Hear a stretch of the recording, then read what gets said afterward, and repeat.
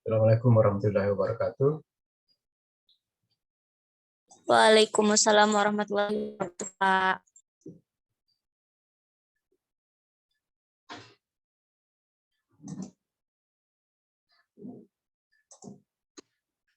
Kita akan lanjutkan materi perkuliahan manajemen produksi dan operasi.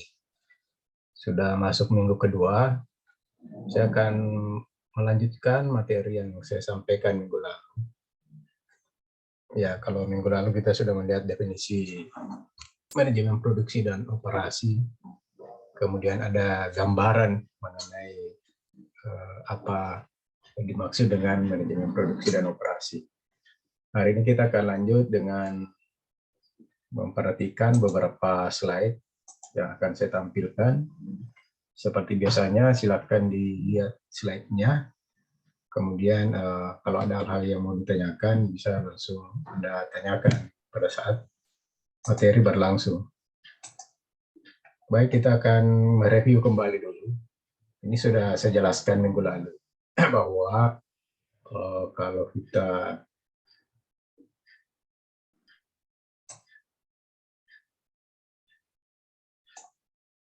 berbicara mengenai manajemen produksi dan operasi, pada dasarnya kita sedang membicarakan tiga hal di situ, yaitu ada yang disebut dengan masukan, ada yang disebut dengan proses, dan ada yang disebut dengan keluaran. Jadi itu yang menjadi karakteristik dari produksi. Ya, saya sudah sampaikan di dalam masukan atau input itu bisa terdiri dari beberapa faktor produksi, misalnya SDM, ya, man, modal, money, material, metode, mesin. Ada lagi yang menambahkan dengan market atau pasar, kemudian ada juga yang menambahkan dengan informasi. Nah, ini kemudian yang diolah, ya, semua inputan ini diolahnya di bagian proses. Di proses ini proses transformasi, ada proses perubahan bentuk, proses pengintegrasian semua input ini, kemudian dilakukan metode untuk mengolah, ya, masukan tersebut. Itu disebut proses transformasi. Hasilnya nanti, endingnya itu akan menghasilkan disebut dengan output atau keluaran. Ya, seperti yang kita ketahui ada dua macam, keluarannya bisa barang atau jasa. Nah, kemudian keluaran ini kembali feedbacknya ke sini. Ini kalau kita sudah melakukan proses akhir, ya, di bagian produksi itu, kita akan melihat, bisa mengevaluasi produk yang sudah dihasilkan, apakah sudah seperti yang sudah direncanakan dari segi kualitas, kemudian dari segi hal-hal lain yang sudah dibuat standarnya, ya, itu akan dilihat, dipantau. Kalau misalnya tidak sesuai, berarti ini harus ada bagian yang harus diperbaiki. Apakah masukannya yang harus diperbaiki atau di bagian proses. Kalau masukannya, ya berarti kita bisa melihat satu-satu lagi. Apakah materialnya kurang bagus? Ya, kalau materialnya sudah bagus, tetapi pinjam. Halo? Maaf Pak, maaf.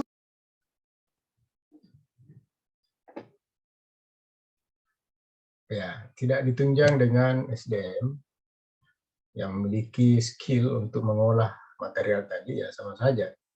Itu akan membuat nanti keluarannya, outputnya tidak maksimal. Jadi semua masukan ini saling berkaitan satu sama lain. Dan saling menentukan nanti hasil akhir dari semua proses produksi. Ya, jadi itu yang dimaksud dengan proses transformasi. Ada proses perubahan bentuk, ada proses peningkatan nilai, ya, dari nilai yang nilai yang tidak terlalu tinggi menjadi nilai yang tinggi. Kalau sudah kalau dia sudah menjadi output berupa barang atau jasa. Oke. Di sini ada dua macam keluaran yang dihasilkan, barang atau jasa. Saya juga hanya mau mereview kembali apa yang kita sudah jelaskan minggu lalu supaya tidak hilang, ya. Biasanya kalau sudah masuk 1 minggu sudah mulai dilupa-lupa. Jadi saya sampaikan kembali perbedaan antara produksi barang dan jasa. Pertama sifat produknya.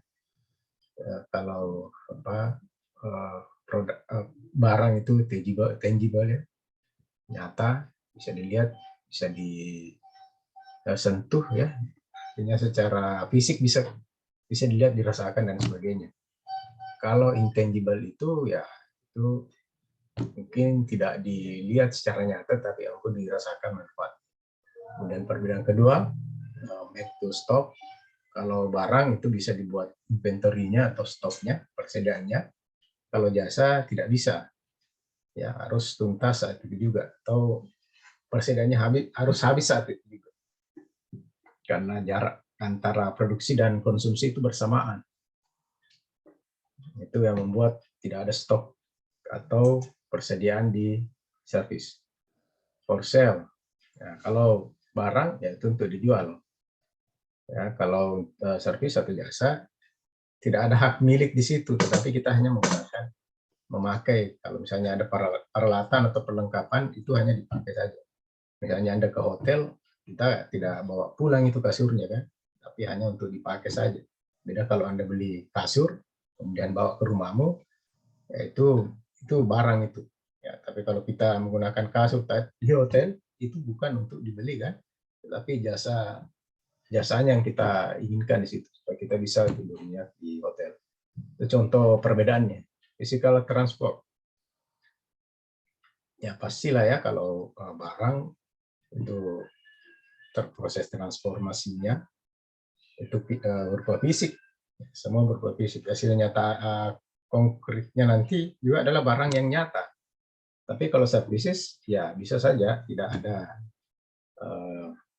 fisik yang kelihatan hasilnya, ya, tetapi mampu dirasakan manfaatnya oleh konsumen atau mampu dirasakan nilainya oleh konsumen.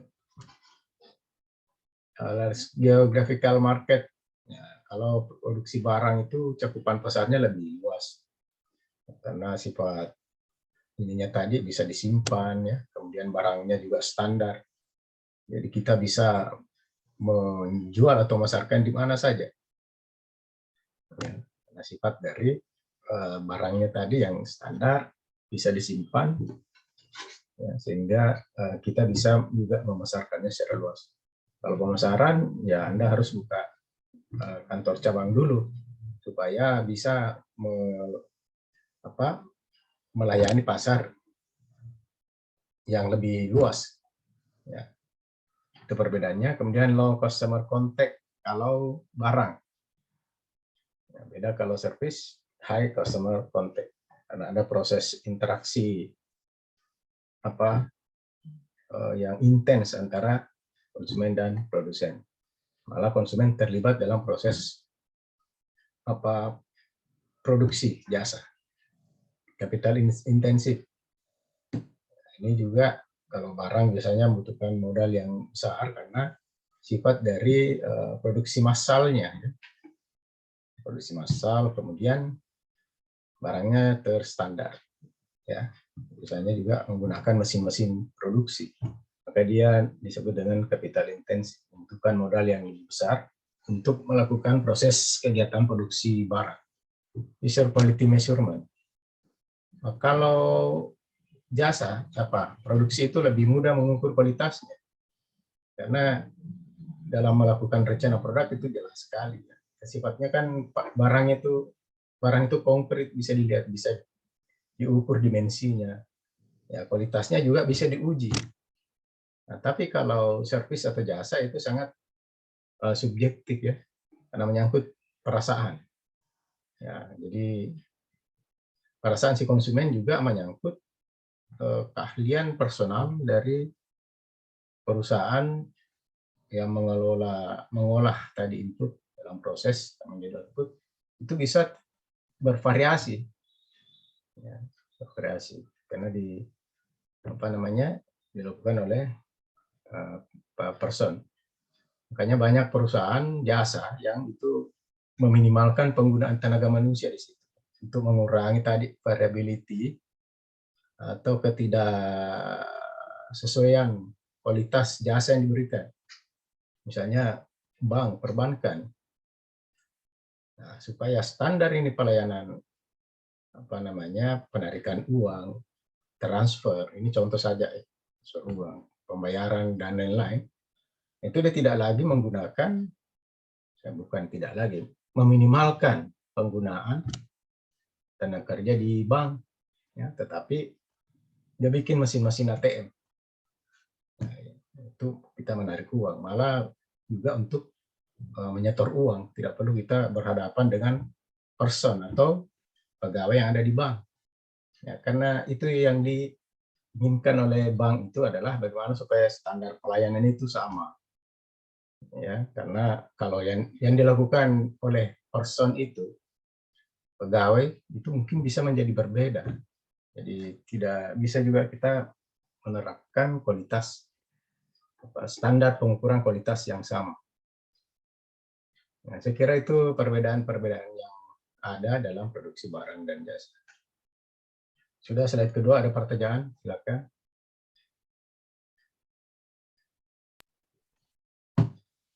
Pak, yang maksudnya itu Pak tadi Pak yang tangible product itu apa Pak?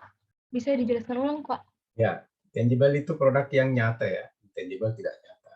Jadi seperti ini, saya bilang, kalau Anda beli mobil jelas sekali tangible itu, produknya mobil kan, kamu bisa lihat fisiknya, bisa dilihat cc-nya berapa, warnanya apa, modelnya seperti apa, itu tangible, bisa lagi disentuh diri, mulus di kanunya, ceknya dan sebagainya kan. Tapi kalau jasa itu ya intangible product. Jadi sesuatu yang mungkin tidak dilihat secara fisik, tak mampu dirasakan manfaatnya. Misalnya, saya ke dokter, atau Anda ke dokter, ya, kemudian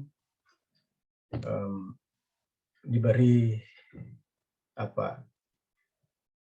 konsultasi dengan dokter. Ya. Kemudian dia katakan, ya ubah pola hidupnya, gaya hidupnya, berhenti merokok, banyak makan sayur, jam tidurnya ditambah, jangan terlalu sering begadang. Nah, setelah Anda melakukan terapi seperti itu, ternyata mempan, kita jadi lebih sehat. Nah, itu kan tidak kelihatan itu prosesnya tadi. Cuma Anda mengubah gaya hidup sehingga kemudian manfaat yang bisa dirasakan itu ada. Ya, hasil dari konsultasi dengan dokter tadi.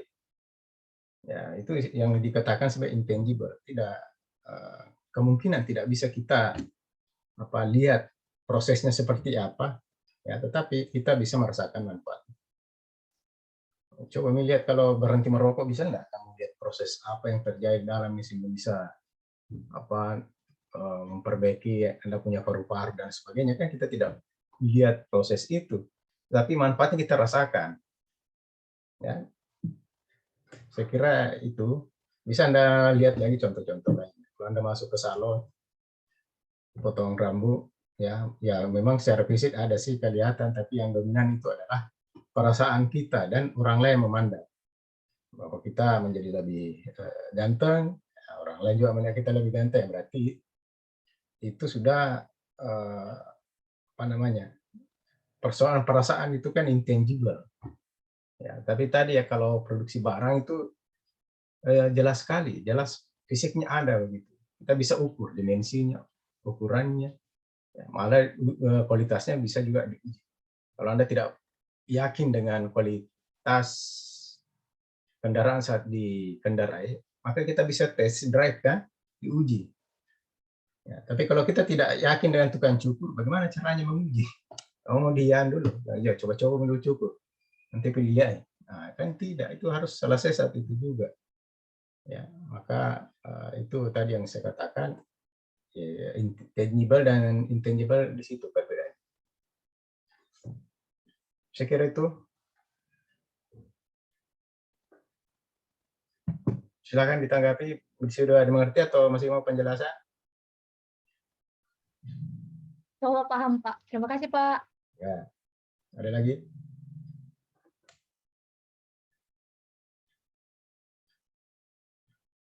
Saya lanjut kalau tidak ada. Nah, kita kembali ke manajemen produksi itu sendiri.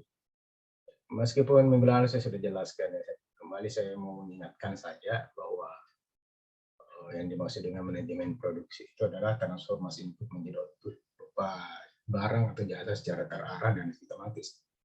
Nah, itu ya. Jadi manajemen itu kan bagaimana supaya semua terencana dan terkendali dan menggunakan fungsi-fungsi manajemen. Kita rencanakan, kita organizing produksinya, kemudian kita arahkan, directing, kemudian kita kontrol atau kendalikan. Apa yang dikendalikan, apa yang direncanakan, yaitu tadi proses perubahan bentuk input itu menjadi output, itu saja. Fokusnya manajemen operasi di situ. Kemudian yang kedua, bagaimana meningkatkan nilai input menjadi nilai yang lebih tinggi ketika dia sudah menjadi output, ya kan? Nah, jadi di situ perannya manajemen operasi. Nah, sehingga kalau kita lihat ini dijabarkan definisi ini ya ruang lingkup.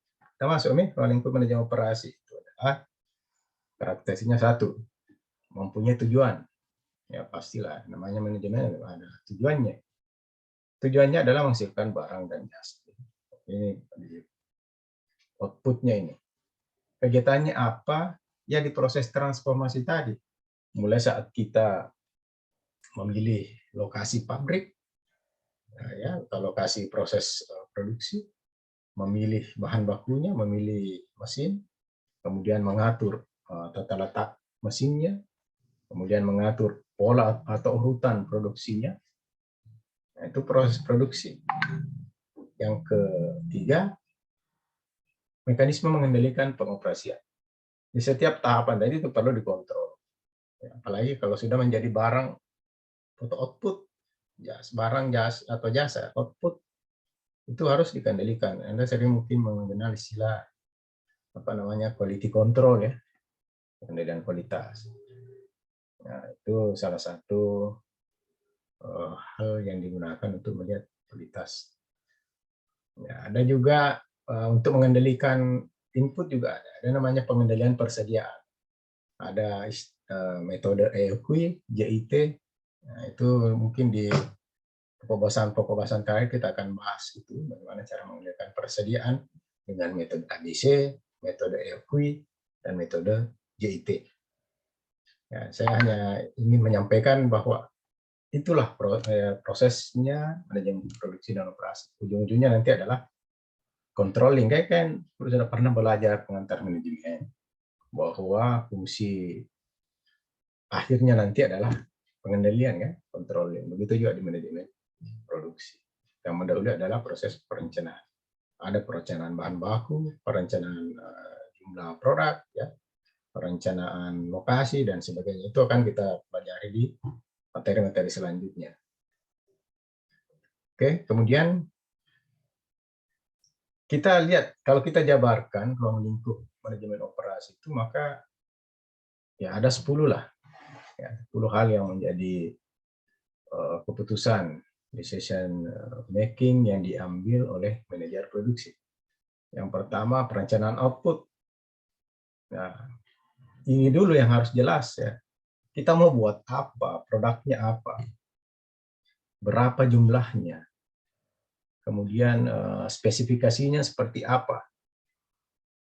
Ya. Kemudian kita juga mungkin sudah memiliki ancang-ancang biaya produksinya berapa. Nah, itu ada di perencanaan output. Nah, lalu kemudian desain proses transformasi. Itu sudah menyangkut bagaimana cara ini tadi, bagaimana kita melakukan proses transformasi. Kalau dia menggunakan mesin, berapa jenis mesin produksi yang kita pakai? Lalu urutannya seperti apa? Metode produksinya bagaimana? Siapa yang menjalankan mesin tersebut? Berapa orang yang kita butuhkan? Nah, itu namanya kita sedang mendesain proses transformasi. Oke.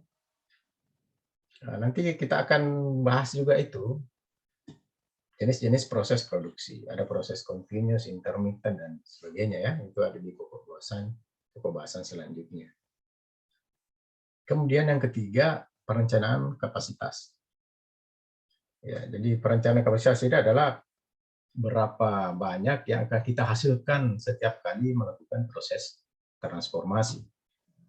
Ya, berapa target produksi kita itu intinya. Karena itu menentukan nanti jenis dan jumlah kebutuhan mesin-mesin atau alat-alat produksinya. Semakin tinggi kapasitas yang kita inginkan, berarti semakin tinggi pula spesifikasi mesin dan jumlah mesin yang dibutuhkan. Ya, meskipun bukan berarti harus menambah mesin ya, karena ada juga mesin yang tidak terlalu banyak kita gunakan, tapi mampu menghasilkan produksi dalam jumlah yang banyak, mesin-mesin modern. Ya, Anda coba bandingkan lah. Ya, kita ini kan terkenal sebagai penghasil batik, baju batik. Nah, tapi kita memproses transformasinya itu lama karena menggunakan mesin-mesin produksi yang masih semi modern, ya, masih memadukan antara tenaga manusia dengan mesin. Nah, tapi coba lihat negara-negara maju, ya katakanlah Cina, nah itu mereka mampu membuat baju batik dengan jumlah yang sangat besar, ya. Kemudian dalam jangka waktu singkat. Nah, kenapa bisa berbeda tadi kapasitasnya? Karena jenis pemilihan mesin produksinya, ya, dan metode produksinya. Itu contoh. Kemudian yang keempat, perencanaan bangunan pabrik. Ya, kalau ini sudah menyangkut, kita menyesuaikan antara mesin-mesin yang kita gunakan, ya, dengan ukuran bangunan pabrik. Kalau mesin-mesin yang gunakan itu besar, maka tentu bangunan pabrik yang dibutuhkan juga besar. Kalau Anda contohnya ke Anda ke Sementona saya, bagaimana besarnya itu bangunan pabriknya? Itu harus besar memang, karena mesin-mesin produksi yang digunakan itu ukuran juga besar. Yang kelima, perencanaan tata letak fasilitas. Nah, jadi itu ada urutan-urutannya, ya, mulai dari mana dan endingnya di mana. Ini juga berlaku untuk manajemen operasi untuk jasa. Nah, itu ada alurnya, itu SOP-nya seperti apa.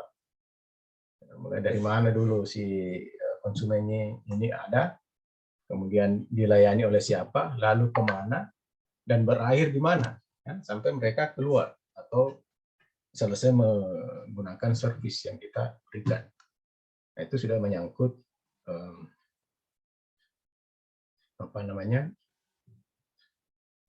itu akan menentukan bagaimana letak fasilitas yang dibutuhkan.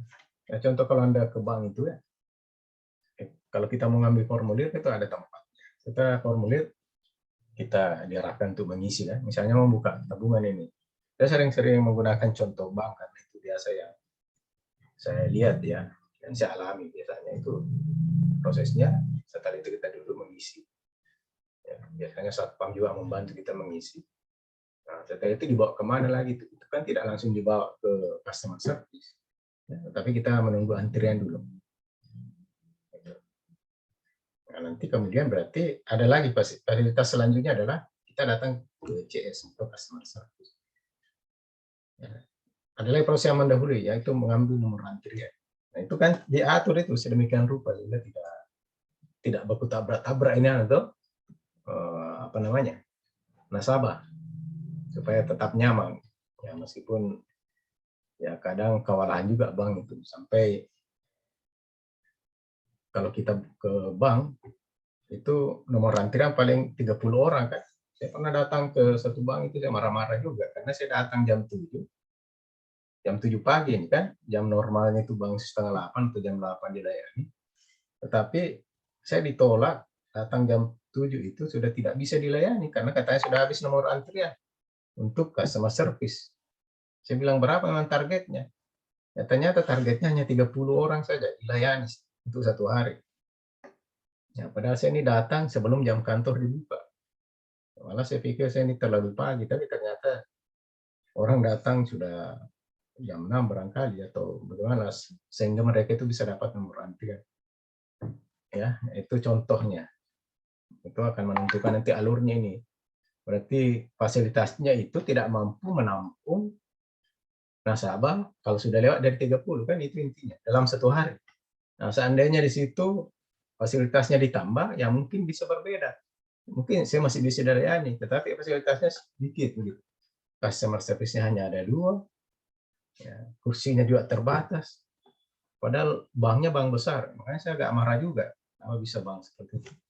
Ya, dan tidak ada solusi.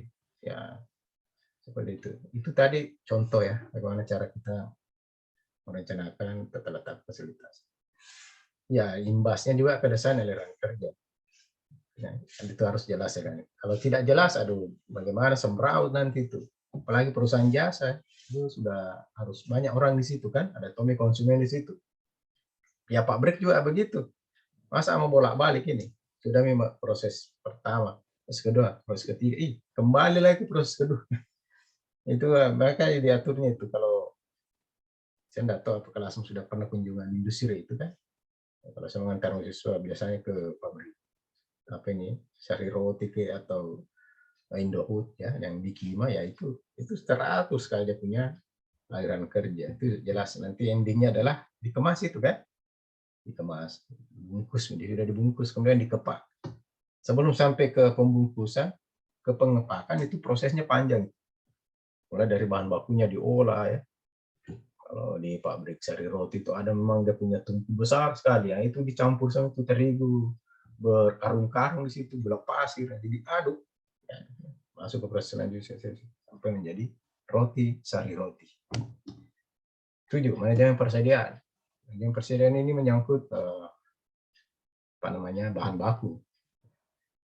Kalau kita memesan terlalu banyak, ya, dampaknya adalah resiko rusak ini bahan bakunya. Kemudian kita butuh tempat yang besar untuk menampung persediaan. Tapi kalau terlalu sedikit, banyak ongkosnya. Kemudian yang kedua, kemungkinan ya kita bisa kehabisan stok dan itu akan mengganggu proses produksi. Maka ada nanti metode yang kita pelajari, yaitu metode pengendalian persediaan namanya ya. Ada EOQ, ada ABC, ada JIT. Di pokok bahasan selanjutnya. Kemudian yang keempat, manajemen proyek. Ya. Nah, ini kalau kita mengerjakan sebuah proses produksi yang memiliki tenggang waktu tertentu, terbatas. Setelah proyek selesai, kegiatan produksi memang sudah menghasilkan barang dan jasa seperti yang diinginkan, dalam kurun waktu tertentu, maka kita anggap selesai pula kegiatan produksinya. Kita berlanjut ke proyek yang lain kan. Itu juga kita kenal dalam manajemen produksi dan operasi. Dan itu akan kita sampaikan juga ya, bagaimana cara mengatur dengan proyek. Kemudian 9, pengendalian kualitas. Nah, ini keputusan diambil juga oleh manajer produksi adalah memastikan bahwa apa yang sudah direncanakan itu ketika dibuat produknya itu seperti itu juga kejadiannya. Kalau dia buat segitiga ya segitu juga. Kalau warnanya merah jangan jadi coklat. Ya, setelah dia dihasilkan barang atau jasanya. Kemudian yang ke-10, keandalan kualitas dan pemeliharaan. Jadi ini hanya kembali menekankan pentingnya kualitas dan maintenance. Ya, jadi tidak asal dipakai saja ini ya, apalagi menyangkut penggunaan mesin-mesin tadi, itu ada namanya harus maintenance mesin dan peralatan. Kita harus merawat itu supaya tidak cepat rusak mesinnya, mesin produksinya. Karena kalau cepat rusak, itu bisa membuat tidak efisien itu proses produksi dan bisa mengakibatkan biaya mahal. Apalagi kalau sudah harus diganti kan, nah berarti harus investasi lagi. Ya, saya kira bukan hanya mesin produksi lah, kita saja lah yang konsumen ini kalau biasa laptop saja lah yang paling ya, laptop atau HP. Biasa kita pakai main game lah itu laptop atau komputer dan tidak terbatas waktunya. Jadi kan panas ini. Artinya kita tidak rawat dengan baik, ya itu cepat juga rusak. Laptop, kendaraan juga begitu kan. Tidak pernah menservis motormu 2 tahun, mungkin sudah langsung mogok itu motornya sendiri. Tapi kalau kita pelihara servis rutin, ya kemungkinan kendaraan kita akan menjadi awet. Itu perumpamaan yang sederhana. Apalagi di sebuah pabrik ya, yang tentu untuk mendatangkan mesin-mesin itu membutuhkan biaya yang sangat besar, sangat tinggi. Itu sangat dibutuhkan kemampuan seorang manajer produksi untuk mengambil keputusan-keputusan yang menyangkut bagaimana merawat atau memelihara mesin produksi dan perlengkapan peralatan yang ada di perusahaannya. Apakah itu menghasilkan barang atau jasa, ya sama saja, semua harus dirawat. Contohnya tadi, kalau kita ke suatu tempat jasa tapi tidak pernah dirawat AC-nya, Anda lah ya. Kalau Anda ke kampus, Anda kan ini sedang menerima pelayanan dari kampus gitu. Anda kuliah, ada AC-nya lengkap 2, tapi tetap panas. Ya berarti tidak pernah diservis AC-nya kan? Nah, itu tugasnya manajer produksi atau operasi untuk memastikan bahwa semua perlengkapan yang digunakan itu terpelihara. Saya kira demikian untuk slide ini. Silakan kalau ada yang mau bertanya, saya beri kesempatan.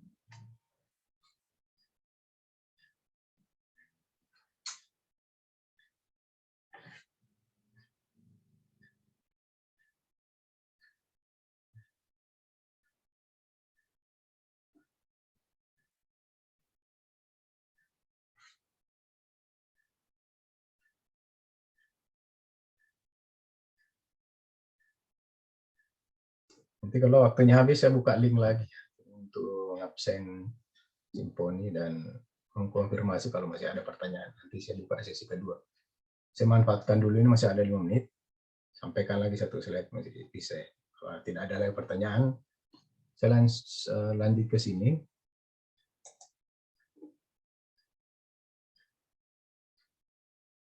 Nah, kalau dibuat secara gambar, ya, ruang lingkup produksi itu bisa dilihat di sini, ada dibagi 3 lah.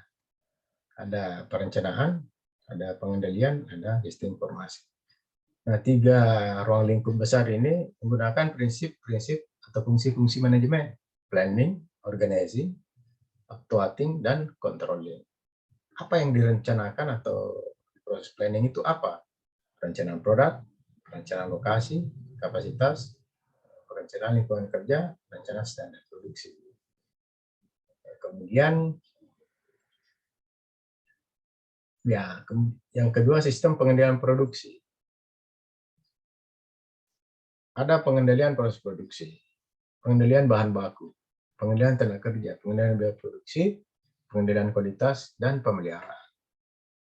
Ya, kemudian bagian ketiga yang menjadi ruang lingkupnya produksi itu adalah sistem informasi produksi yang menyangkut struktur organisasinya harus jelas, siapa yang bertanggung jawab di satu bagian, kemudian siapa yang menjadi di bawahnya ya dari suatu pimpinan atau manajer, kemudian siapa yang ujung-ujungnya nanti siapa yang bertanggung jawab terhadap karyawan yang ada di bagian produksi. Ya, itu harus jelas ya. Kemudian skema produksi atas pesanan, kemudian ya kalau jenis produksinya adalah berdasarkan pesanan atau by order, itu bisa ya harus dilihat ada alurnya atau prosedurnya yang tetap begitu. Ketika ada pesanan, bagaimana kemudian ditindaklanjuti oleh bagian produksi, kemana dulu, setelah itu diproses dan akhirnya menjadi barang atau jasa yang seperti yang diinginkan oleh pemesannya. Yang ketiga, skema produksi untuk persediaan. Ya, karena ada keterkaitan sangat berhubungan ya dengan produksi, jenis produksi, jumlah produksi, dan jenis persediaan serta jumlah persediaan yang dibutuhkan. Ya, jadi harus informasinya harus lengkap begitu.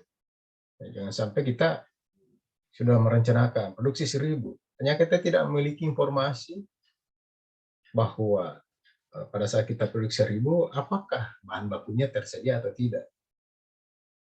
kalaupun sudah tersedia, apakah sudah memenuhi standar yang kita sudah inginkan? Jangan-jangan standar bahan baku yang kita buat itu tidak bisa kita dapatkan seperti itu. Ya, itu juga bisa menjadi masalah. Maka kita tidak bisa membuat produk yang berkualitas kalau kita tidak bisa menggunakan bahan baku yang berkualitas pula. Nah, saya kira itu slide terakhir yang saya bisa sampaikan hari ini sampai ke ruang lingkup produksi. Saya akhiri, saya masuk lagi di link selanjutnya untuk memberi kesempatan kepada Anda untuk bertanya sekaligus juga untuk absen di Simponi. Saya cukupkan dulu di room pertama ini. Kita lanjut di room kedua atau link kedua yang saya akan berikan setelah ini. Assalamualaikum warahmatullahi wabarakatuh. Waalaikumsalam warahmatullahi wabarakatuh. Terima kasih, Pak.